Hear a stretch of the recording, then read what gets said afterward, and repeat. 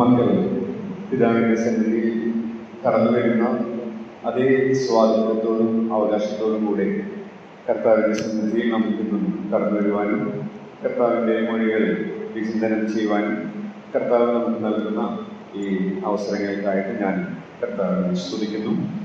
കഴിഞ്ഞ നാളുകളിൽ പ്രാർത്ഥിച്ച എല്ലാവർക്കും നന്ദി പറയുന്നു. തുടർന്നും നിങ്ങൾ പ്രാർത്ഥനയിൽ ഓർക്കണമേ എന്ന് അപേക്ഷിക്കുകയാണ്.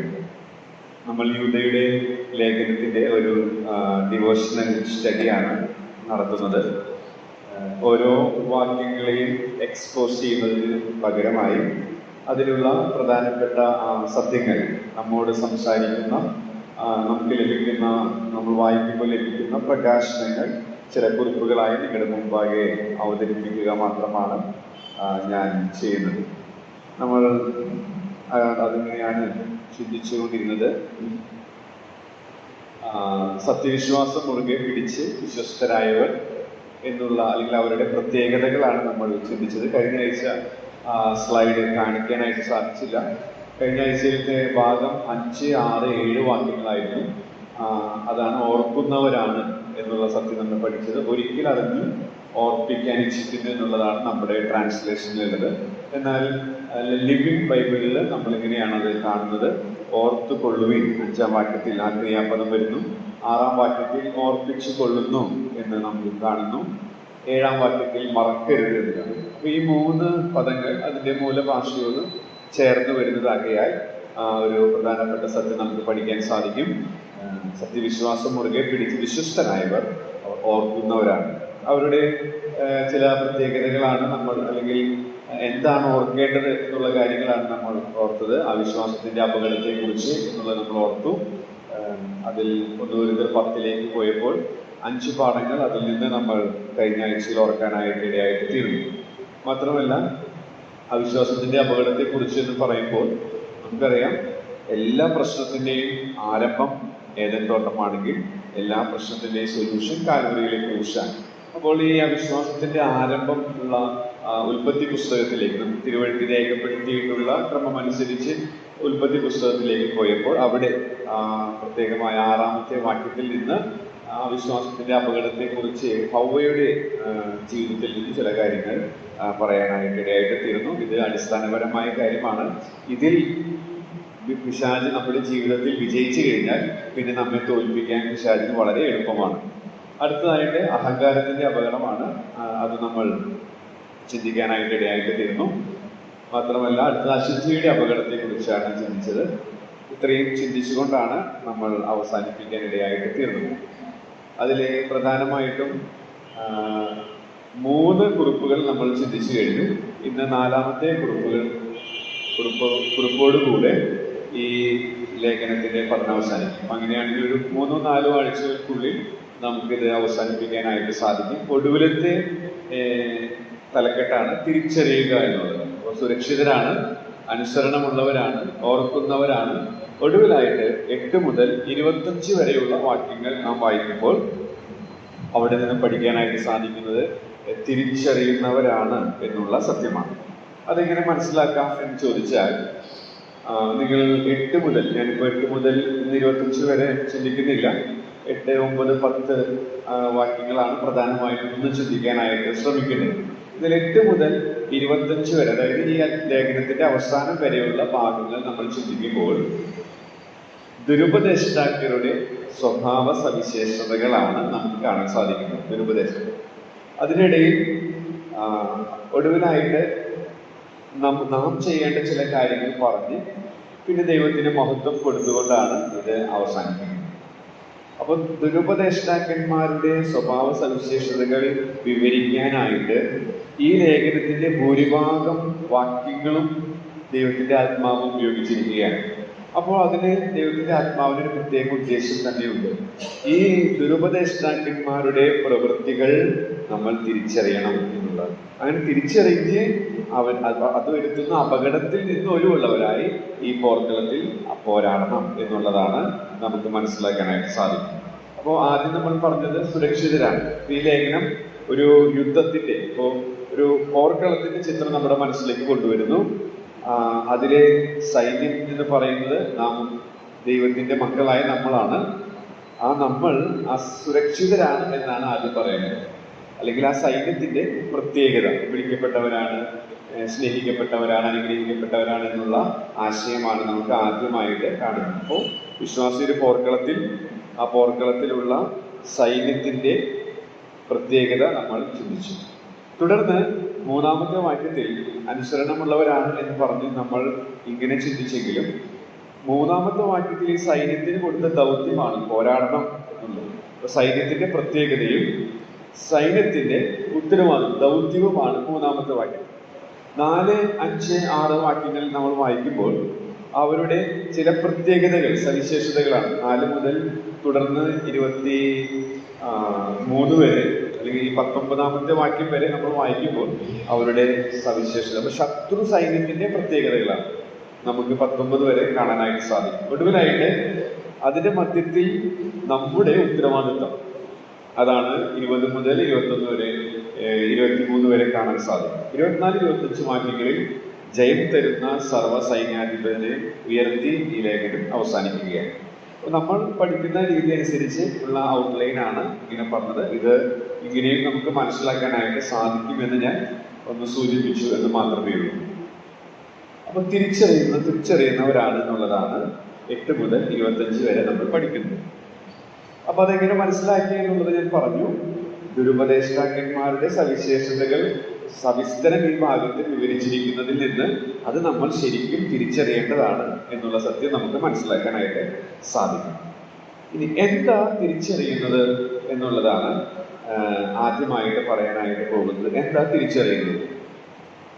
8 മുതൽ 16 വരെയുള്ള വാക്യങ്ങൾ നമ്മൾ വായിക്കുമ്പോൾ 8 മുതൽ 16 വരെയുള്ള വാക്യങ്ങൾ നമ്മൾ വായിക്കുമ്പോൾ തെറ്റായ ഉപദേശത്തിന്റെ അപകടം തിരിച്ചറിയണം എന്നുള്ളതാണ്. അപ്പൊ നിങ്ങൾ ഓൾറെഡി ചിലപ്പോൾ വായിച്ചിട്ടുണ്ടായിരിക്കും. ഇവിടെ വായിച്ചു നോക്കുമ്പോൾ പ്രത്യേകിച്ചൊരു ഉപദേശമൊന്നും നമുക്ക് പ്രത്യക്ഷത്തിൽ കാണാൻ സാധിക്കുന്നില്ല. 8 മുതൽ 16 വരെ നമ്മൾ വായിക്കുമ്പോൾ തെറ്റായ എന്ത് ഉപദേശത്തെ കുറിച്ചാണ് ഇവിടെ പറഞ്ഞിരിക്കുന്നത് നമുക്ക് പ്രത്യക്ഷത്തിൽ കാണാൻ സാധിക്കുന്നില്ല. എന്നാൽ നമുക്കൊരു വസ്തുത അറിയാം.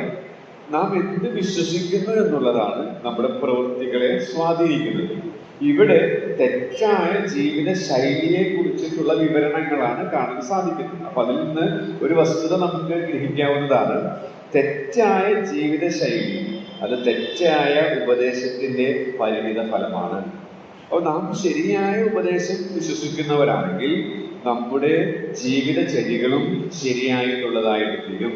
തെറ്റായ കാര്യങ്ങളിലാണ് നാം വിശ്വസിക്കുന്നതെങ്കിൽ നമ്മുടെ വിശ്വാസം, നമ്മുടെ പ്രവൃത്തികളും തെറ്റായിട്ട് തീരുമെന്നുള്ളതിന് യാതൊരു സംശയമില്ല. അപ്പൊ അതിൽ നിന്നാണ് തെറ്റായ ഉപദേശത്തിന്റെ അപകടം. എങ്ങനെ മനസ്സിലായി?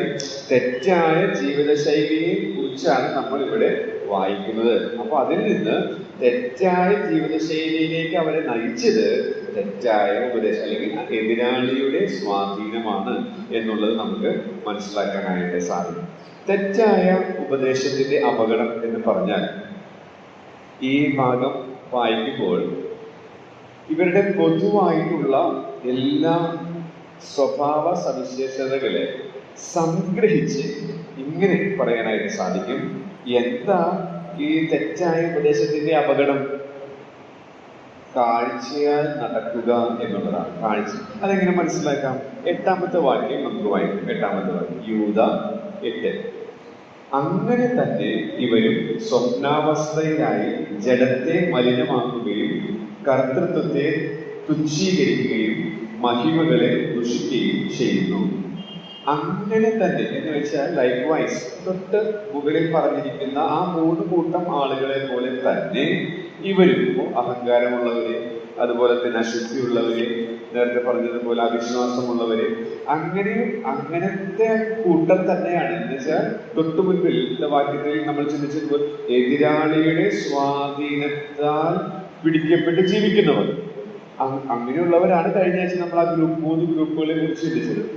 അവരെ പോലെ തന്നെയാണ് ഈ വിശ്വാസത്യാഗികളും ദുരുപദേഷ്ടാക്കന്മാരും എന്നാണ് പറയുന്നത്. അവരുടെ ഒരു പ്രത്യേകത പറയാണ്, അവർ സ്വപ്നാവസ്ഥയിലായി എന്നുള്ളതാണ്.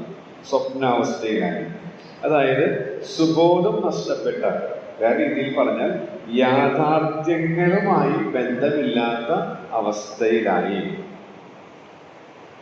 അതിനെയാണ് കാഴ്ചയായി നടക്കുക എന്ന് പറയുന്നത്. വേറെ രീതിയിൽ പറഞ്ഞാൽ ഇവരുടെ ഈ സ്വഭാവ സവിശേഷതകൾ എഫേസ്യ ലേഖനം 2-ാം അധ്യായത്തിൽ അപ്പോസ്തലനായ പൗലോസ് പറയുന്നത്, പിശാചിനെ അനുസരിച്ച് അതിക്രമങ്ങളിലും പാപങ്ങളിലും മരിച്ച് പിശാചിനെ അനുസരണക്കേടിന്റെ മക്കളിൽ വ്യാപരിക്കുന്ന ആത്മാവ് അഥവാ ഈ എതിരാളിയുടെ സ്വാധീനത്താൽ ജീവിച്ച ആ കാലഘട്ടത്തെ പൗലോസ് മനോഹരമായി ഡിഫൈൻ ചെയ്യുന്നുണ്ട്. അത് നിങ്ങൾക്കറിയാവുന്നതുപോലെ ജഡത്തിനും മനോവികാരങ്ങൾക്കും ഇഷ്ടമായുള്ളത് ചെയ്തുകൊണ്ടുള്ള ജീവിതം. അപ്പൊ എന്താ ഈ കാഴ്ചയാൽ നടക്കുക എന്ന് പറഞ്ഞാൽ ജഡത്തിനും മനോവികാരങ്ങൾക്കും അനുസൃതമായി ജീവിക്കുക. ഒരു എഴുത്തുകാരൻ എഴുതിയിരിക്കുന്നത് ഇങ്ങനെയാണ്: ഇന്ദ്രിയങ്ങൾക്ക് അനുസൃതമായി ജീവിക്കുക. ഇന്ദ്രിയങ്ങൾക്ക് ബോധിച്ചതുപോലെ, നമുക്ക് തോന്നിച്ചതുപോലെ, നമ്മുടെ വികാരങ്ങൾക്ക് ഇഷ്ടപ്പെടുന്നത് പോലെ, തൃപ്തിപ്പെടുത്തുന്നത് പോലെയുള്ള ഒരു ജീവിതം. ആ ഒരു ജീവിത ശൈലിക്ക് ഉടമകളായിരുന്നു ഈ വിശ്വാസത്യാഗികളായ സഭയിൽ തന്നെ ഉണ്ടായിരുന്ന ദുരുപദേഷ്ടാക്കൾ എന്ന് പറയുന്നത്.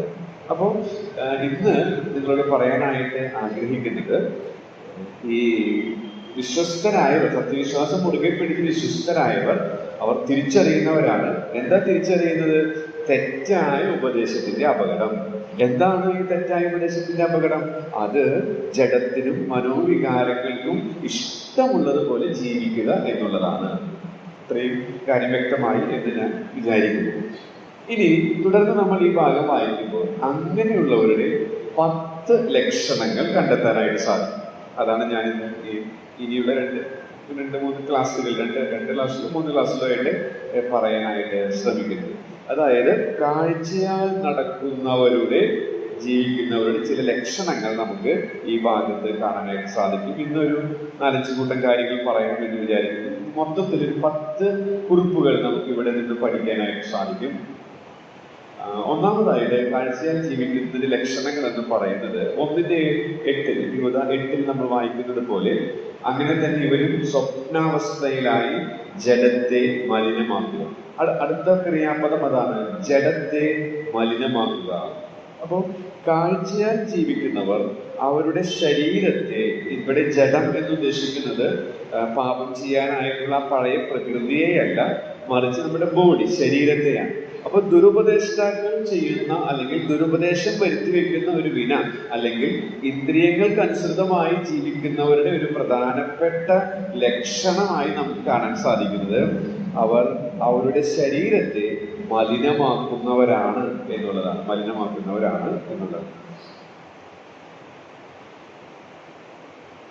ഈ ഭാഗം ചിന്തിക്കുമ്പോൾ 2007 ഏപ്രിൽ മാസം 1-ാം തീയതി ഞങ്ങളുടെ സഭയിലെ പരേതനായ, കർത്താവിന്റെ സന്നിധിയിൽ വിശ്രമിക്കുന്ന തിരുവട്ടാർ കൃഷ്ണകുട്ടി സഹോദരൻ വന്നു. അദ്ദേഹത്തിന് അന്ന് സഭയിൽ വചനം ശുശ്രൂഷിക്കാൻ അവസരം ലഭിച്ചു.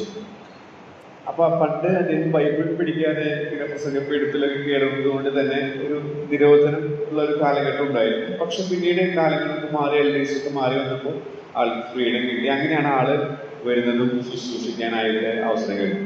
പക്ഷെ ഞാൻ ആദ്യമായിട്ടാണ് നേരിട്ട് അദ്ദേഹത്തിന്റെ ഒരു വിശ്വാസികൾക്കായുള്ള ശുശ്രൂഷ അനുഭവിച്ചത്. അവിശ്വാസികളോടുള്ളത് ചർച്ച് ഓഫ് ക്രൈസ്റ്റ് കൺവെൻഷന് മുമ്പോ കേട്ടിട്ടുണ്ട്. പക്ഷെ വിശ്വാസികളോടുള്ള ബന്ധത്തിൽ കേട്ടിട്ടുള്ളത് ആദ്യം. അത് ഇന്നും എൻ്റെ മനസ്സിലുണ്ട്. അതിൽ ചില കുറിപ്പുകളാണ് ഞാനിവിടെ കുറിച്ചിരിക്കുന്നത്.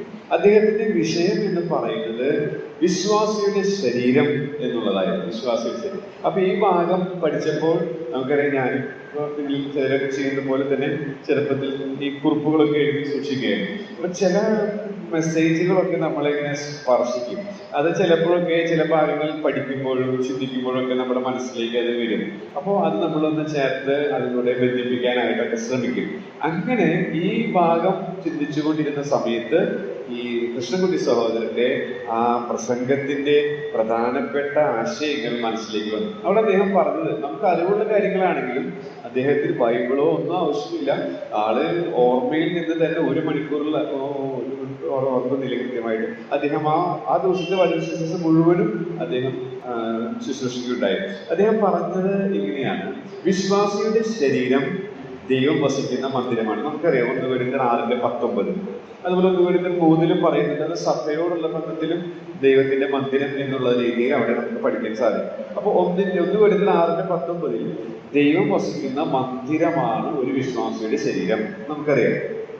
തുടർന്ന് ഞാൻ പറഞ്ഞത് 1 Corinthians 6:15 ക്രിസ്തുവിന്റെ അവയവമാണ് വിശ്വാസിയുടെ ശരീരം. ക്രിസ്തുവിന്റെ അവയവമാണ് വിശ്വാസിയുടെ ശരീരം. നല്ല പ്രഭാഷണമായിരുന്നുണ്ട്, ഞാൻ പറയുന്ന പോലെ ഒന്നല്ല. അത് വളരെ നമ്മളെ ശ്രദ്ധിച്ചിരിക്കുന്നതും ചിന്തിപ്പിക്കുന്നതും വളരെ പ്രയോജനമുള്ളതായിരുന്നു. ഇനി റോമർ 12:2 വിശ്വാസിയുടെ ശരീരം ജീവനുള്ള യാഗം. 3 കുറിപ്പുകളാണ് അന്ന് അദ്ദേഹം അവിടെ പറയാനിടയായി തീർന്നത്. ആ 3 കുറിപ്പുകൾ എപ്പോഴും എനിക്ക് ഓർമ്മയില്ലെങ്കിലും താൻ പറഞ്ഞൊരു ഉദാഹരണമാണ്. ആ ഭാഗം വായിക്കുമ്പോഴൊക്കെ എൻ്റെ മനസ്സിലേക്ക് വരും, ഈ കാര്യങ്ങൾ ചിന്തിക്കുമ്പോൾ വരും. അതെന്താണെന്ന് അറിയാമോ? യോഹന്നാന്റെ സുവിശേഷം 2-ാം അധ്യായത്തിലേക്ക് നമ്മൾ വരുമ്പോൾ അവിടെ കർത്താവ് കോപിക്കുന്നതായിട്ട്, കർത്താവ് 2 സന്ദർഭങ്ങളിലാണ് സുവിശേഷങ്ങളിൽ കോപിച്ചതായിട്ട് നമ്മൾ കാണും. അതിലൊരു സന്ദർഭം യോഹന്നാൻ 2-ൽ നമ്മൾ കാണുന്നുണ്ട്. ആ സന്ദർഭം നിങ്ങളുടെ മനസ്സിലേക്ക് വരുന്നത് ഞാൻ വിചാരിക്കുന്നു. ആലയം വാണിഭശാല, അതായത് യാഗമർപ്പിക്കാനായിട്ട് ആളുകൾ വരുമ്പോൾ ആട് അതിനൊക്കെ ബിസിനസ്സാക്കി മാറ്റി. ഇയാളൊരു 1000 രൂപ പറഞ്ഞാൽ ഇവിടെ 950 തരാം, അല്ലെങ്കിൽ 850.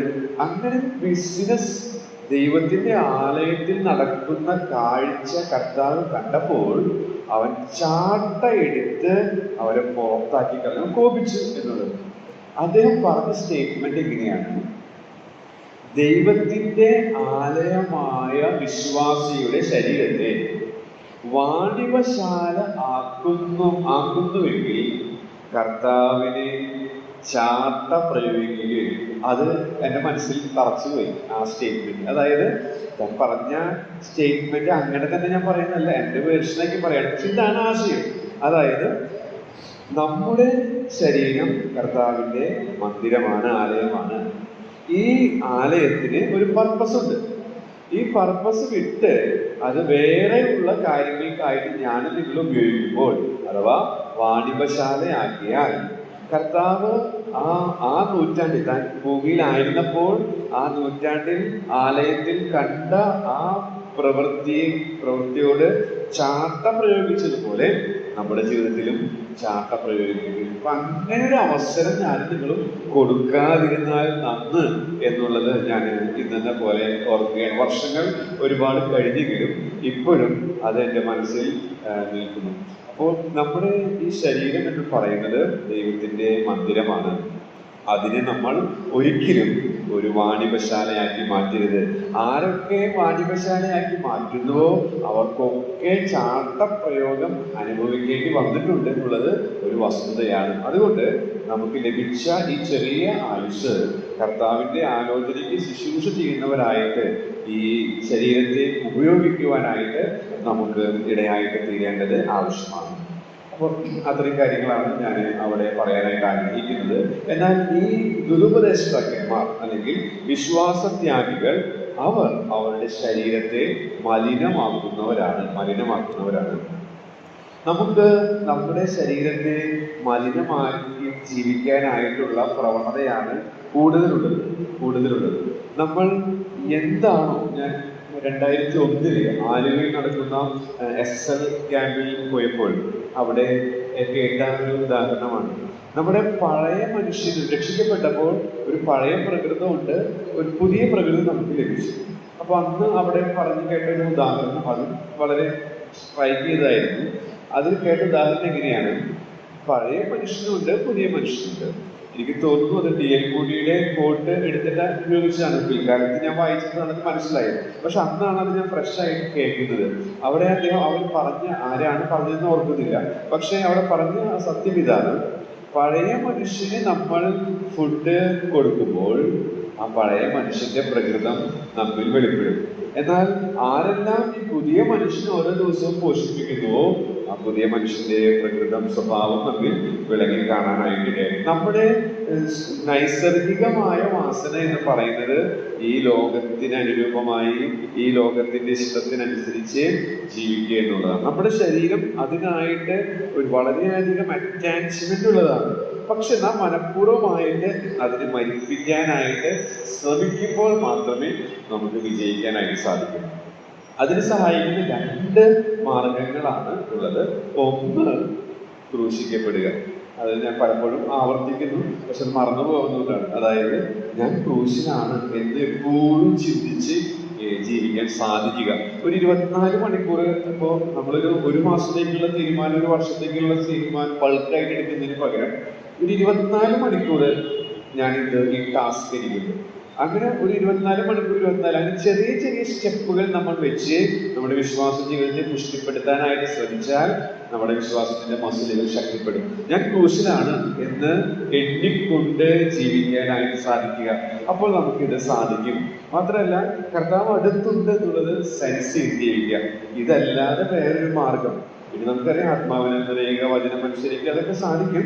പക്ഷെ ഈ രണ്ട് ബേസിക് കാര്യങ്ങൾ നമ്മൾ പ്രാക്ടീസ് ചെയ്താൽ 24 മണിക്കൂറിൽ എത്ര ശതമാനം നമുക്കത് സാധിക്കും? അങ്ങനെ ഓരോ ദിവസവും നമ്മളത് വിലയിരുത്തി ജീവിക്കുമ്പോൾ നമ്മുടെ ഉള്ളിൽ നിന്ന് ജീവജലത്തിന്റെ നദികൾ ഒഴുകും. നമ്മുടെ ഉള്ളിൽ വളരെ സ്വസ്ഥതയും, അതുപോലെ നമ്മൾ തോൽപ്പിക്കപ്പെട്ടുകൊണ്ടിരുന്ന പല പാപ സ്വഭാവങ്ങളിൽ മേലും ജയമൊക്കെ നമുക്ക് ലഭിക്കുന്നത് അനുഭവിക്കാനായിട്ട് സാധിക്കും എന്നുള്ളത് എനിക്ക് മനസ്സിലാക്കാൻ സാധിച്ചിട്ടുണ്ട്. പക്ഷെ അതിലൊരു സ്ഥിരത വരാനായിട്ട് പലപ്പോഴും നമ്മുടെ ജീവിത സാഹചര്യങ്ങളും തിരക്കുകളും ഒക്കെ വരുമ്പോൾ ഏറ്റക്കുറിച്ച് അതും നമുക്ക് സെൻസ് ചെയ്യാനായിട്ട് സാധിക്കും. എന്നാൽ ഞാൻ ക്രൂശിലാണെന്നുള്ളത് പ്രത്യേകമായ സിറ്റുവേഷൻസിൽ നമ്മുടെ അനുദിന ജീവിതത്തിൽ നമ്മൾ എണ്ണിക്കൊണ്ട് ജീവിക്കുമ്പോൾ ഒരു പക്ഷേ ചവിട്ടി താഴ്ത്തപ്പെടുന്ന അനുഭവങ്ങളൊക്കെ ഉണ്ടെങ്കിലും നമ്മുടെ ഉള്ളിൽ വളരെ സമാധാനമാണ്. മാത്രമല്ല, കർത്താവ് അടുത്തുണ്ടെന്ന് സെൻസ് ചെയ്തുകൊണ്ട് ജീവിക്കുമ്പോൾ അറിയപ്പെടുന്ന കുറെ തെറ്റുകളിൽ നിന്ന് നമുക്ക് ജയിക്കാനായിട്ട് സാധിക്കും എന്നുള്ളതിന് യാതൊരു സംശയമില്ല. അപ്പം എങ്ങനെ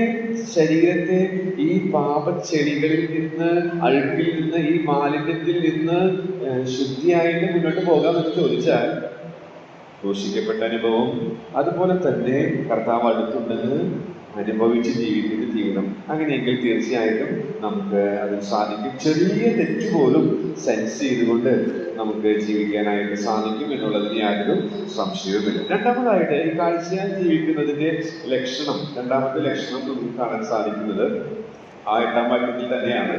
തുച്ഛീകരിക്കുക എന്നുള്ള പദമാണ് നമ്മുടെ മലയാളത്തിലുള്ളത്. തുച്ഛീകരിക്കുക. എന്തിനെ തുച്ഛീകരിക്കുന്നത്? അതിനെ വിശേഷിപ്പിക്കുന്ന ഒരു പദം അതിന് മുന്നിലുണ്ട്. കർത്തൃത്വത്തെ തുച്ഛീകരിക്കുക. അപ്പോൾ കാഴ്ചയാൽ ജീവിക്കുന്നതിന്റെ മറ്റൊരു ലക്ഷണമാണ് തുച്ഛീകരിക്കുക.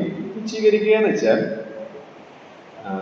വില കുറച്ച് കാണുക. മലയാളത്തിൽ ആ പദത്തിന്റെ അർത്ഥം വില കുറച്ച് കാണുക എന്നുള്ളതാണ്. വില കുറച്ച് കാണുക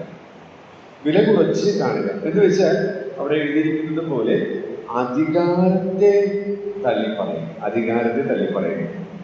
നമുക്കറിയാം, റോമാലേഖനമൊക്കെ നമ്മൾ പഠിക്കുമ്പോൾ എല്ലാ അധികാരങ്ങളും വരുന്നത് ദൈവത്തിൽ നിന്നാണ്. ആ അധികാരം കൈമാറ്റം ചെയ്ത് നടപ്പിലാക്കാനായിട്ടാണ് ദൈവം ഓരോ ഗവൺമെന്റിനെ വെച്ചിരിക്കുന്നത്. സഭയിലാണെങ്കിൽ എൽഡേഴ്സിനെ വെച്ചിരിക്കുന്നത്, ഭവനത്തിലാണെങ്കിൽ മാതാക്കളും പിതാക്കളും. അപ്പോൾ ദൈവത്തിന്റെ അധികാരം കൈമാറ്റം ചെയ്ത് നടപ്പിലാക്കാൻ ദൈവം അതാത് സംവിധാനങ്ങൾ ഈ ലോകത്തിൽ വെച്ചിട്ടുണ്ട്. അതിനൊക്കെ പുച്ഛിക്കുക, വില കുറച്ച് കാണുക. ഇത് ഈ എതിരാളിയുടെ സ്വാധീനത്താൽ അകപ്പെട്ട് കഴിയുന്ന അല്ലെങ്കിൽ വിശ്വാസത്യാഗികളായ ദുരുപദേഷ്ടാക്കന്മാരുടെ പ്രത്യേകതയാണ്. കീഴ്പ്പെട്ട് ജീവിക്കുക എന്ന് പറയുന്നത് അവർക്ക് അസ്വസ്ഥരാണ്. അത് അവർക്ക് സഹിക്കുകയില്ല. അതുകൊണ്ട് തന്നെ അവർ എല്ലാറ്റിനെയും വില കുറച്ച് കാണും എന്നുള്ളതാണ്. അപ്പൊ നമ്മുടെ ജീവിതത്തിലും ഇങ്ങനെയുള്ള ഇങ്ങനത്തെ ലക്ഷണങ്ങളൊക്കെ എടുത്ത് പറയണമെന്ന് ചോദിച്ചാൽ ഇത് വെറുതെ വായിച്ച് ഇങ്ങനെ എക്സ്പോസ് ചെയ്തിട്ട് പോകാമായിരുന്നു. പക്ഷെ ഇതിൻ്റെയൊക്കെയുള്ള ചെറിയ ചെറിയ അംശങ്ങളൊക്കെ നമ്മളിൽ കാണും.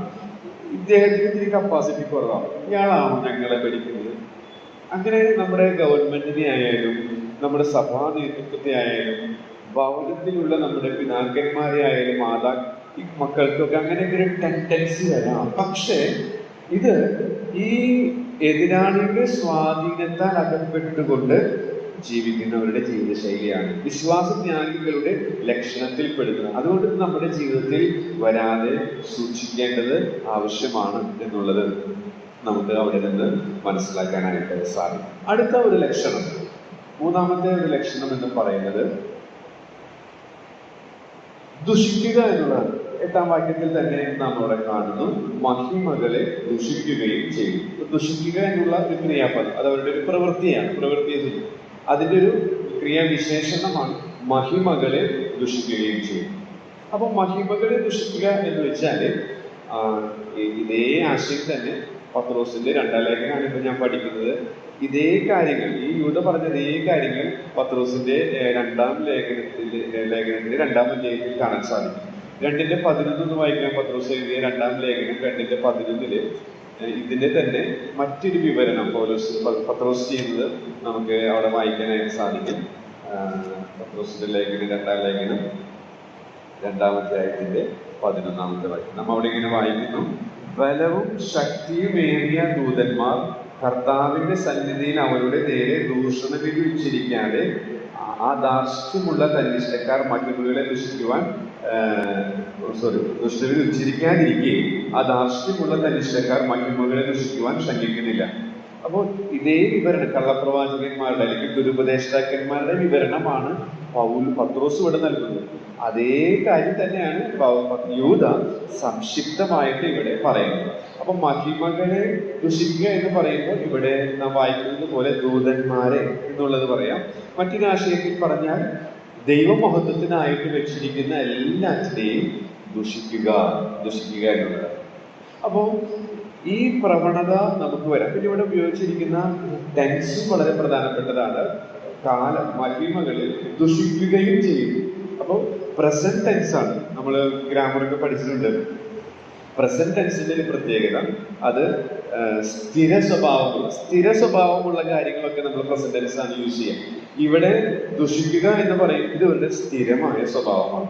അപ്പൊ അത് നമുക്ക് അവിടെ പഠിക്കാനായിട്ട് സാധിക്കും, ദുഷിക്കുക എന്ന് പറയും. അപ്പൊ ദൈവത്തിന്റെ മഹത്വത്തിനായിട്ട് വെച്ചിരിക്കുന്ന എല്ലാറ്റിനെയും അവർ ദുഷിക്കുന്നവരാണ്. ഇവിടെ മഹിമകളെ എന്ന് പറയുമ്പോൾ ദൈവമഹത്വത്തിനായിട്ട് വെച്ചിരിക്കുക എന്നുള്ളത് ചിന്തിക്കാം. അതോടൊപ്പം തന്നെ ദൂതന്മാരെ എന്നാണ് പത്രോസ് പറഞ്ഞിരിക്കുന്നത്. അപ്പൊ അത് ഒന്ന് പഠിക്കേണ്ട ഒരു വിഷയമാണ്. എങ്കിലും ഞാനത് അങ്ങനത്തെ കാര്യങ്ങളിലേക്ക് കടക്കുന്നില്ല. ഇതൊന്ന് പരാമർശിച്ചു പോകാം. നമുക്കറിയാം, ഈ ദൂതന്മാർ മുഖാന്തരമാണ് നമുക്ക് ഈ വചനം ലഭിച്ചിരിക്കുന്നത് എന്നുള്ളത് ദൂതന്മാർ എബ്രായ ലേഖനം 2-ാം അധ്യായത്തിൽ നമുക്ക് കാണാനായിട്ട് സാധിക്കും. അപ്പൊ ദൂതന്മാരുടെ ചില പ്രത്യേകതകൾ തിരുവെഴുത്തിലുടനീളം, ആവർത്തന പുസ്തകത്തിലും യിരെമ്യാവിലും അങ്ങനെ ഈ തിരുവെഴുത്തുകളോടുള്ള ബന്ധത്തിൽ ദൂതന്മാരെയും ചേർത്ത് പറഞ്ഞിരിക്കുന്നത് ഒരു പഠന വിഷയമാക്കാവുന്നതാണ്. അപ്പൊ അങ്ങനെ നമ്മുടെ ഇവിടുത്തെ പശ്ചാത്തല പ്രകാരം ചിന്തിച്ചാൽ അത് യോജിക്കുന്നതുമാണ്.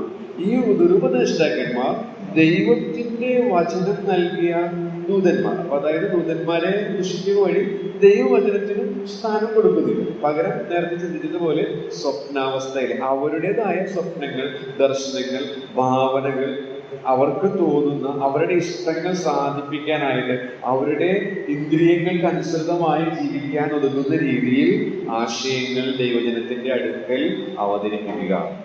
അപ്പോ അതാണ്, അങ്ങനെ ഒരു ആശയം കൂടെ നമുക്ക് ഇവിടെ നിന്ന് എടുക്കാവുന്നതാണ്. ചുരുക്കി പറഞ്ഞാൽ ദൈവമഹത്വത്തിനായിട്ട് വെച്ചിരിക്കുന്ന എല്ലാത്തിനെയും ദുഷിക്കുന്നവരാണ് ഈ ദുരുപദേഷ്ടാക്കന്മാർ എന്ന് പറയുന്നത്. നമുക്കറിയാം, ഇതൊരു പിശാചിന്റെ സ്വഭാവമാണ്. അവനെ കുറിച്ച് വെളിപ്പാട് പുസ്തകത്തിൽ വായിക്കുന്നത് അപവാദി എന്നാണ്. അപവാദി മാത്രമല്ല നമ്മുടെ കർത്താവിന്റെ സ്വഭാവത്തിന് നിരക്കാത്തതാണ്. നമുക്കറിയാം, കർത്താവിനെ ദുഷിച്ചപ്പോൾ കർത്താവ് ഒന്നും കിട്ടിയില്ല. പത്രോസിന്റെ ലേഖനത്തിൽ നാം ഇങ്ങനെ വായിക്കുന്നുണ്ട്, അവന്റെ കാൽച്ചുവട് പിന്തുടരുവാൻ ഒരു മാതൃക അവൻ വെച്ചു പോയി. അത് ഈ കാര്യത്തിന് അപ്ലിക്കബിൾ ആണ്. അവനെ എന്തെല്ലാം കാര്യങ്ങൾ പറഞ്ഞവർ ദുഷിച്ചു, എന്നാൽ അവൻ മിണ്ടാതെ കുഞ്ഞാടിനെ പോലെ അറുക്കാൻ പോകുന്ന കുഞ്ഞാടിനെ പോലെ നമ്മുടെ കർത്താവ് നമുക്ക് വേണ്ടി മിണ്ടാതെ നിന്നു എന്നുള്ളതാണ്. മാത്രമല്ല പിശാച് അപവാദിയാണ്. ഇങ്ങനെ ദുഷിക്കുന്നവനാണ്. ഇത് നമ്മുടെ ജീവിതത്തിലും കടന്നു വരാൻ സാധ്യതയുണ്ട്. വെറുതെ മറ്റുള്ളവരുടെ ഉയർച്ചയിലോ അല്ലെങ്കിൽ മറ്റുള്ളവർക്ക് വരുന്ന താഴ്ചയിലോ മറ്റുള്ളവരുടെ നല്ല പേരിനെ കളങ്കപ്പെടുത്തുന്ന രീതിയിൽ ദൈവം അവരെ ഉപയോഗിക്കുന്നത് കാണുമ്പോൾ ദുഷിക്കുന്ന ഒരു പ്രവണത അത് സ്ഥിരമായിട്ട് നമ്മിലുണ്ടെങ്കിൽ ഉറപ്പ് ഈ വിശ്വാസത്യാഗിയുടെ ലക്ഷണങ്ങൾ നമ്മിലുണ്ട് എന്നുള്ളത് മനസ്സിലാക്കാനായിട്ട് നമുക്ക് ഇടയായിട്ട്. ദൂതന്മാരെ കുറിച്ച് നമ്മൾ വായിച്ചത് 2 പത്രോസ് അവർ ദുഷിക്കുന്നില്ല എന്നുള്ളതാണ്. അത് അടുത്ത പാഠത്തിൽ വരുന്നത് കൊണ്ട് ഞാൻ ഇപ്പോൾ അത് പറയുന്നില്ല. ദൂതന്മാർ പോലും അവർ പോലും ദുഷിക്കുന്നില്ല. അതിന് നല്ലൊരു ഉദാഹരണമാണ് അടുത്ത വാക്യത്തിൽ നമുക്ക് കാണാനായിട്ട് സാധിക്കും. അതാണ് അടുത്ത പാഠമായിട്ട് പറയാനായിട്ട് ആഗ്രഹിക്കുന്നത്. 9-ാമത്തെ വാക്യത്തിൽ ഒരു ദൂതന്റെ ഒരു വിവരണം ആണ് നമ്മൾ കാണുന്നത്. എന്നാൽ പ്രധാന ദൂതനായ മീഖായേൽ മോശയുടെ ശരീരത്തെ കുറിച്ച് പിശാചിനോട് തർക്കിച്ച് വാദിക്കുമ്പോൾ ഒരു ദൂഷണവിധി ഉച്ചരിക്കുവാൻ തുനിയാതെ കർത്താവ് നിന്നെ ഭർഷിക്കട്ടെ എന്ന് പറഞ്ഞതേ ഉള്ളൂ. അപ്പോ ദൂതന്മാർ ദുഷിക്കുന്നില്ല. മാത്രമല്ല ഇവിടെ നമ്മൾ അതിനൊരു ഉദാഹരണം യൂദ എടുക്കുകയാണ് മീഖായേലിനെ കുറിച്ച്. ഈ സംഭവം തിരുവഴുത്തിൽ ഒരിടത്തും നമ്മൾ വായിക്കുന്നില്ല. ഒരു പക്ഷേ യഹൂദ പാരമ്പര്യങ്ങളിൽ നിന്നായിരിക്കാം. എന്ത് തന്നെ ആയാലും അവിടെയുള്ള വിഷയം എന്ന് പറയുന്നത് മോശയുടെ ശരീരത്തെ കുറിച്ച് തർക്കിച്ചോ വാദിച്ചോ അങ്ങനെയുള്ള വിഷയങ്ങളെക്കാൾ ഉപരിയായിട്ട് അവിടെ പ്രധാന ദൂതനായ മീഖായേൽ ചെയ്ത പ്രവൃത്തിയാണ് ഫോക്കസ് ചെയ്യുന്നത്. എന്താണ് അവൻ ചെയ്തത്? തന്നേക്കാൾ ശക്തി കുറഞ്ഞ, തന്നേക്കാൾ ദൈവത്തിന്റെ സന്നിധിയിൽ അഹങ്കരിച്ച് പുറത്താക്കപ്പെട്ട ആ പിശാചിനോട് അവനെ ശാസിക്കുകയോ ശിക്ഷിക്കുകയോ അല്ലെങ്കിൽ അവനോട് ദൂഷണം പറയുകയോ അവനെ കളിയാക്കുകയോ പരിഹസിക്കുകയോ ശപിക്കുകയോ ഒന്നും ചെയ്യാതെ കർത്താവ് നിന്റെ കാര്യം നോക്കട്ടെ എന്ന് പറഞ്ഞ് കർത്താവിന്റെ കരങ്ങളിലേക്ക് ഏൽപ്പിക്കുന്നതായിട്ട് അല്ലെങ്കിൽ ഒരു വിധേയപ്പെടുന്ന ഒരു ചിത്രം നമുക്ക് അവിടെ കാണാനായിട്ട് സാധിക്കും. അതാണ് പത്രോസ് 2:11 നമ്മൾ വായിച്ചത്.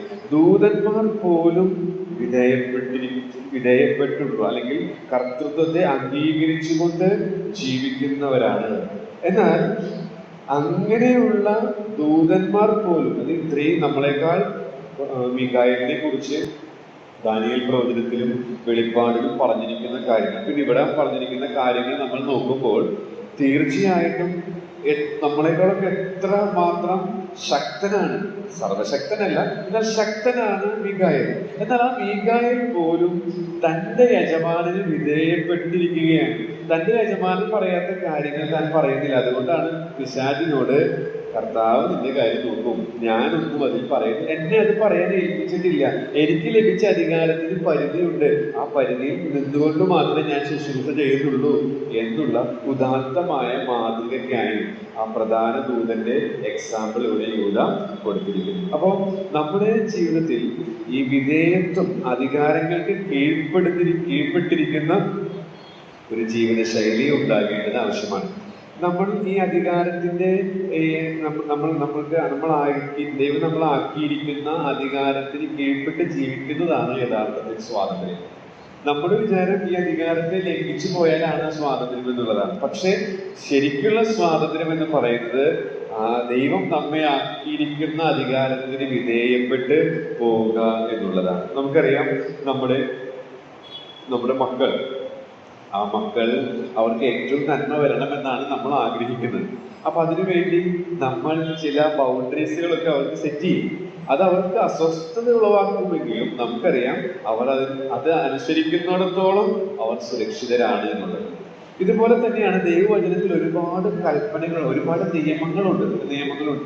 അതിലൊരു നിയമമാണ് ഞാൻ ഇടയ്ക്കിടയ്ക്ക് ഓർപ്പിക്കുന്നത്, താഴ്മയുള്ളവർക്ക് കൃപ ലഭിക്കും. അതൊരു നിയമമാണ്, ഒരു ലോയാണ്, ദൈവത്തിന്റെ മാറ്റമില്ലാതെ കൃപ ലഭിച്ചാൽ പാപം ചെയ്യാതെ ജീവിക്കാൻ സാധിക്കും. അത് ദൈവത്തിന്റെ നിയമമാണ്. അപ്പൊ ഈ നിയമങ്ങൾ ദൈവം തന്നിട്ടുണ്ട്. അപ്പൊ ഈ നിയമങ്ങൾ പാലിക്കണം എന്നുള്ളത് ദൈവത്തിന്റെ ആഗ്രഹമാണ്. അതിന്റെ ബൗണ്ടറിയിൽ ആ ദൈവം വെച്ചിരിക്കുന്ന ബൗണ്ടറിയാണ്. പക്ഷെ നമുക്ക് ദൈവം പറഞ്ഞിരിക്കുന്ന കാര്യങ്ങൾ ചെയ്യാനായിട്ട് ഇൻട്രസ്റ്റ് വളരെ കുറവാണ്. മാത്രമല്ല, ചെയ്യരുത് എന്ന് പറഞ്ഞ കാര്യങ്ങൾ ചെയ്യാനാണ് നമുക്ക് കൂടുതൽ ആഗ്രഹം. അപ്പോ നമ്മുടെ മക്കൾ അനുസരണക്കേട് കാണിക്കുമ്പോൾ ഈ ചിന്താഗതി പെട്ടെന്ന് എന്റെ മനസ്സിലേക്ക് വരാറുണ്ട്. ഇതുപോലെ തന്നെയാണ് ദൈവം ആഗ്രഹിക്കുന്നത്. നിനക്ക് ചില ബൗണ്ടറീസിൽ ദൈവം വെച്ചിട്ടുണ്ട്. അതാണ് ചെയ്യണമെന്നുള്ള കാര്യങ്ങൾ, അത് നമ്മൾ ചെയ്യുന്നില്ല. ചെയ്യരുതെന്ന് പറഞ്ഞ കാര്യങ്ങൾ നമ്മൾ ചെയ്യുകയാണ്.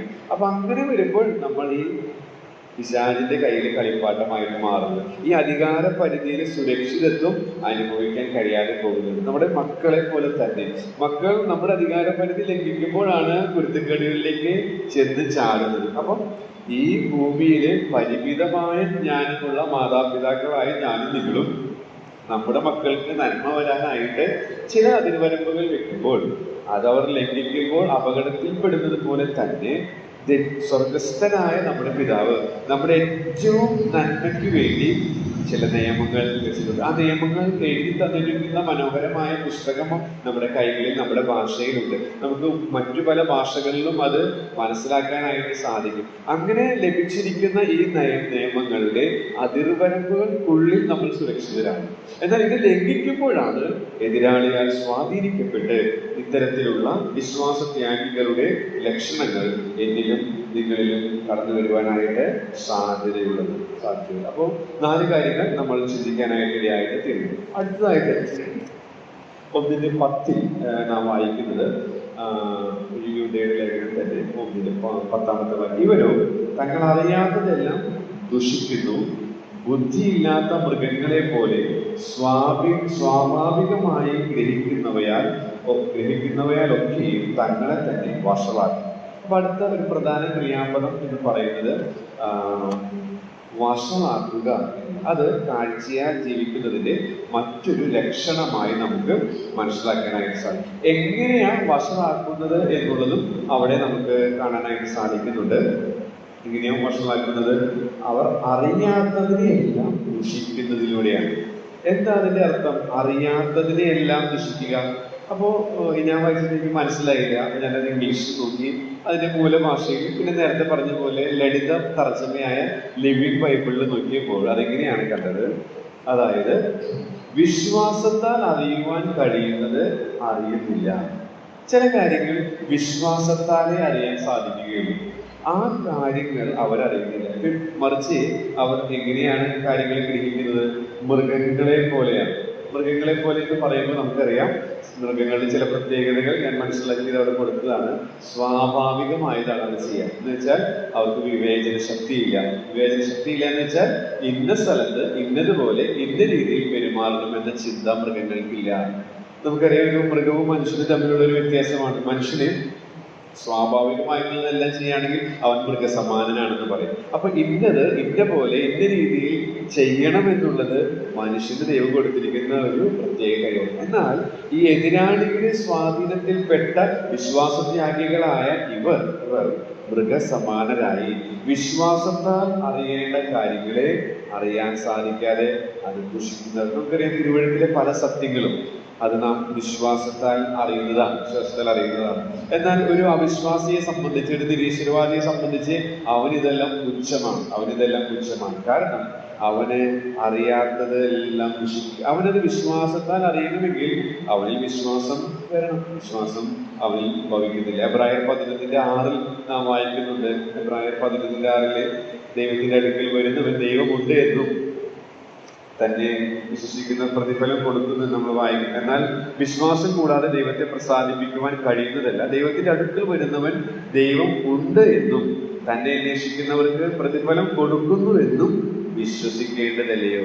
അപ്പൊ നമുക്ക് ഇതെല്ലാം മനസ്സിലാകുന്നത്, നമുക്കിത് വായിക്കുമ്പോൾ തിരിച്ചറിയാൻ സാധിക്കുന്നത് നമ്മിൽ ഇത് വിശ്വാസമായിട്ട് തന്നെ നമുക്ക് വിശ്വാസത്താൽ അറിയാൻ സാധിക്കുന്ന ഒരു പ്രകൃതമുണ്ട്. എന്നാൽ അവർക്ക് അത് ഇല്ല എന്നുള്ളതാണ് ഇവിടെ നമുക്ക് മനസ്സിലാക്കാനായിട്ട്. അവർ മൃഗസമാനരായി വിവേചന ശക്തി ഇല്ലാതെ ഇന്ന സ്ഥലത്ത് ഇന്നത് ചെയ്യണം, ഇന്ന പോലെ ചെയ്യണം, ഇന്ന രീതിയിൽ ചെയ്യണം എന്നുള്ളത് തിരിച്ചറിയാത്തവരായിട്ട്, യാതൊരു ഔചിത്യബോധമില്ലാത്തവരായിട്ട് അവർ പെരുമാറുന്നു എന്നുള്ളതാണ്. ഇന്നൊരു കാര്യം കൂടെ പറഞ്ഞ് ഞാനിത് ക്ലാസ് അവസാനിപ്പിക്കാൻ വിചാരിക്കുന്നു. 10 ലക്ഷണങ്ങളാണ് കാഴ്ചയാൽ ജീവിക്കുന്നതിന്റെ ഇവിടെ പറയുന്നത്.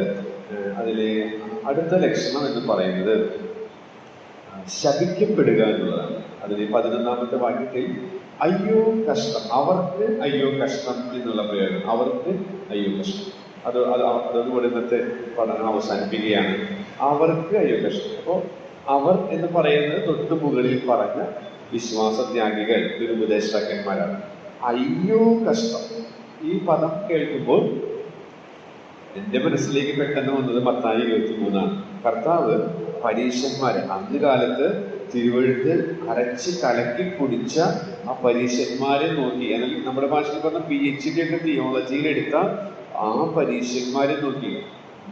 തിരുവഴുത്ത് പഴയ നിയമത്തിലെ ഉൽപ്പത്തി, പുറപ്പാട്, ലേവ്യ, സംഖ്യ, ആവർത്തനമൊക്കെ മൊത്തം ബൈഹാർട്ട് അറിയാവുന്ന അനേകം തിരുവഴുത്തുകൾ മനപ്പാഠം അറിയാവുന്ന പരീക്ഷന്മാരെ നോക്കിയിട്ട് പറഞ്ഞത് അയ്യോ കഷ്ടം, അയ്യോ കഷ്ടം എന്നുള്ള. അപ്പോൾ അതൊരു ശാപത്തിന്, ശപിക്കപ്പെട്ടതിന്റെ ഒരു ചിത്രമാണ് നമ്മുടെ മനസ്സിലേക്ക് കൊണ്ടുവരുന്നത്. അപ്പോൾ ഈ വിശ്വാസത്യാഗികളെ സംബന്ധിച്ചും അതും ഒരു വസ്തുതയാണ്. അവർ ശപിക്കപ്പെട്ടവരാണ് എന്നുള്ളതാണ്. അതിന്റെ പ്രധാനപ്പെട്ട കാരണം എന്ന് പറയുന്നത്, ഇവർ ദൈവസഭയെ കർത്താവിനെ കുറിച്ചാണ് പറയുന്നതെങ്കിലും കൊരിന്ത്യർ ലേഖനം 16 അധ്യായത്തിലേക്ക് വരുമ്പോൾ അവിടെ ആരാണ് ശപിക്കപ്പെട്ടവർ എന്നുള്ളതിനൊരു ഡെഫിനിഷൻ നമുക്ക് കാണാനായിട്ട് സാധിക്കും. കൊരിന്ത്യർക്ക് എഴുതിയ 1 ലേഖനം 16 അധ്യായത്തിന്റെ 22 വാക്യം. അവിടെ നാം ഇങ്ങനെ വായിക്കുന്നു: കർത്താവിനെ സ്നേഹിക്കാത്തവൻ ഏവനും ശപിക്കപ്പെട്ടവൻ. അപ്പോൾ ഈ വിശ്വാസത്യാഗികളെ കുറിച്ച് യൂദ പറയുകയാണ്, അവർക്ക് അയ്യോ കഷ്ടം. അവരെ നോക്കി കർത്താവിന്റെ ഭാഷയിൽ നമുക്ക് പറയാം ശപിക്കപ്പെട്ടവരാണ്. ഈ പൗലോസിന്റെ ഭാഷയിൽ പറയാൻ ശപിക്കാരണം അവർക്ക് കർത്താവിനോട് സ്നേഹമില്ല. കർത്താവിനോട് സ്നേഹം. പ്രവചന പുസ്തകം യെശയ്യാ പ്രവചനം നമ്മൾ വായിച്ചാൽ അവിടെയും അനേക തവണ കാണുന്നൊരു പദമാണ് ഓ അൻടു നീ, അയ്യോ കഷ്ടം, അയ്യോ കഷ്ടം എന്നുള്ള പ്രയോഗം നമുക്ക് അവിടെ കാണാനായിട്ട് സാധിക്കും. അപ്പൊ ഒരു ശപിക്കപ്പെട്ട ഒരു ചിത്രമാണ് അത് നമുക്ക് നമ്മുടെ മനസ്സിലേക്ക് വരും. അപ്പോ ആർക്കാണ് കർത്താവിനെ സ്നേഹിക്കാനായിട്ട് സാധിക്കുക എന്ന് ചോദിച്ചാൽ, ഈ കുറച്ച് ദിവസങ്ങൾക്ക് മുൻപ് ധ്യാനിച്ച ഒരു ഭാഗം ലൂക്കോസ് സുവിശേഷം 7 അധ്യായത്തിന്റെ 39 വാക്യം നമുക്ക് അറിവുള്ളതാണ്. എങ്കിലും ഞാനതൊന്ന് പറഞ്ഞ് മുന്നോട്ട് പോകാം. ഈ കർത്താവിനെ സ്നേഹിക്കുന്നവരുടെ ഒരു പ്രത്യേകത 7:39 നമുക്ക് കാണാനായിട്ട് സാധിക്കും. നാം അവിടെ ഇങ്ങനെ വായിക്കുന്നു: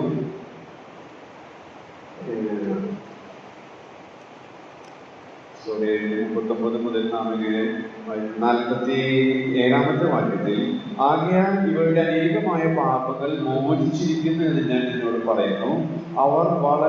അവൾ വളരെ സ്നേഹിച്ചുവല്ലോ, അല്പം മോചിച്ചു കിട്ടിയവൻ അല്പം സ്നേഹിക്കും. അവൾ വളരെ സ്നേഹിച്ചു. അതിന്റെ കാരണം അവൾക്ക് വളരെയധികം മോചിച്ചു. നമുക്ക് നമ്മുടെ കർത്താവിനെ സ്നേഹിക്കാനായിട്ട് പൗലോസിന്റെ ഭാഷ കടമെടുത്താൽ എഫേസ്യർക്ക് എഴുതിയ ലേഖനം 6 അധ്യായത്തിന്റെ അവസാനം അക്ഷയമായി സ്നേഹിക്കുന്നവരോട് കൂടെ എന്നുള്ള പ്രയോഗമാണ്. അപ്പോൾ കർത്താവിനെ അക്ഷയമായി കലർപ്പില്ലാതെ സ്നേഹിക്കാനായിട്ട് സാധിക്കുന്നത് ആർക്കാണെന്ന് ചോദിച്ചാൽ, അവൾ വളരെയധികം സ്നേഹിച്ചു, അല്പം മോചിച്ചു കിട്ടിയവൻ അല്പം. അപ്പൊ കർത്താവ് നമ്മളോട് ക്ഷമിച്ചത് അത് അല്പമാണ് എന്നുള്ള ബോധ്യമാണെങ്കിൽ നമുക്ക് അവനോടുള്ള സ്നേഹം അല്പമായിരുന്നു. എന്നാൽ വലിയ കടം അവൻ എനിക്ക് ഇളച്ചു തന്നു എന്നുള്ള ബോധ്യം, നമുക്ക് ലഭിച്ച ആ പാപമോചനത്തിന്റെ ആഴം ശരിക്ക് തിരിച്ചറിയുന്നവർക്ക് മാത്രമേ അവനെ അക്ഷയമായി സ്നേഹിക്കാനായിട്ട് സാധിക്കുകയുള്ളൂ. മർക്കോസിന്റെ സുവിശേഷം എടുത്തു വായിക്കേണ്ട 12 അധ്യായത്തിലേക്ക് വരുമ്പോൾ നാം അവിടെ ഇങ്ങനെ വായിക്കുന്നുണ്ട്. ഞാനത് വേഗത്തിൽ പറഞ്ഞ് അവസാനിപ്പിക്കാം. മർക്കോസിന്റെ സുവിശേഷം 12 അധ്യായത്തിന്റെ 28 മുതൽ 30 വരെ നമ്മൾ വായിക്കുന്നു. എങ്ങനെ കർത്താവിനെ സ്നേഹിക്കണമെന്ന് പറയുന്നുണ്ട്. അവിടെ കർത്താവ് പറഞ്ഞിരിക്കുന്നത് വളരെ പ്രശസ്തമാണെന്ന് നിങ്ങൾക്ക് എല്ലാവർക്കും അറിവുള്ളതാണല്ലോ. പൂർണ്ണ ഹൃദയത്തോടും പൂർണ്ണ ആത്മാവോടും പൂർണ്ണ മനസ്സോടും പൂർണ്ണ ശക്തിയോടും. എന്താണ് ഹൃദയം എന്നുള്ളത് തിരുവഴുത്ത് വെളിപ്പെടുത്തുന്നത് നമുക്കറിയാം. വികാരത്തിന്റെ ഇരിപ്പിടമാണ്. പൂർണ്ണ ആത്മാവോടുകൂടെ എന്ന് വെച്ചാൽ തീരുമാനത്തിന്റെ ഇരിപ്പിടം. പൂർണ്ണ മനസ്സോടെ ചിന്തയുടെ ഇരിപ്പിടം. പൂർണ്ണ ശക്തി എന്ന് പറയുമ്പോൾ ശാരീരിക ശക്തി. അങ്ങനെ ചുരുക്കി പറഞ്ഞാൽ സമ്പൂർണമായിട്ടൊരു സമർപ്പണത്തിൽ നിന്ന് അവനെ സ്നേഹിക്കണമെന്ന്. എന്നാൽ നമ്മൾ ചിന്തിച്ചു വരുന്ന ശൈലി അനുസരിച്ച് കാഴ്ചയാൽ ജീവിക്കുന്ന ഈ വിശ്വാസത്യാഗികളായ ദുരുപദേഷ്ടാക്കന്മാരായ ആളുകൾ, അവർക്ക് അങ്ങനെ കർത്താവിനെ സ്നേഹിക്കാനായിട്ട് സാധിക്കില്ല. എന്നാൽ നമുക്ക് ഈ കർത്താവിനെ ഇങ്ങനെ സ്നേഹിക്കാനായിട്ട് സാധിക്കും. അതിനായിട്ട് ഈ വചന പഠനം നമ്മെ സഹായിക്കട്ടെ എന്ന് പറഞ്ഞിട്ട് ഞാൻ നിർത്തുന്നു. ദൈവത്തിന്റെ ആത്മാവിനെ സഹായിക്കും.